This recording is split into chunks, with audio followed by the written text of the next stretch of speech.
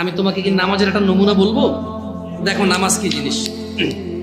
আল্লাহু আকবার বললে, তুমি সানা পড়লে, আউযু বিল্লাহ পড়লে, বিসমিল্লাহ পড়লে, আলহামদুলিল্লাহি রাব্বিল আলামিন মানে সূরা ফাতিহা পড়লে, সঙ্গে যে কোনো একটা সূরা হইলেই হলো, সঙ্গে যে কোনো সূরার বড় একটা আয়াত হইলে হইলো, অথবা ছোট ছোট 3টা আয়াত হলে চলবে। আমি কি তোমাকে ছোট 3টা আয়াত পড়ে শোনাবো?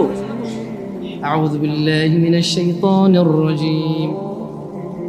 ওয়াল মুরসালাতি উরফা ফাল আসিফাতি আসফা। 2 আয়াত হয়ে গেল। আল্লাহু আকবার। এরকম ছোট 3টা আয়াত পড়লেই হলো। কুল হুয়াল্লাহু আহাদ আল্লাহুস সামাদ লাম ইয়ালিদ ওয়া লাম ইউলাদ ওয়া লাম ইয়াকুল লাহু কুফুয়ান আহাদ।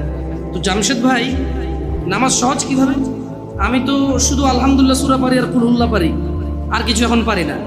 তো ঠিক আছে, তুমি প্রথম রাকাতে আলহামদুলিল্লাহ সূরা পড়ো, রুকুতে যাও। আচ্ছা, প্রথম রাকাতের রুকুতে সুবহান রাব্বিয়াল আযীম, সুবহান রাব্বিয়াল আযীম, সুবহান রাব্বিয়াল আযীম। দ্বিতীয় রাকাতের রুকুতে কি অন্য কিছু? সেম। আসলে কি প্রথম রাকাতে যেটা পড়ছি ওটাই, যদি 3 নম্বর রাকাত হয় তাইলে আল্লাহ 3 নম্বর রাকাত ও রুকুতে সেম, ভিন্ন কিছু না। তো খুব কঠিন কিছু মনে হচ্ছে না, ঠিক না? একটা মুখস্থ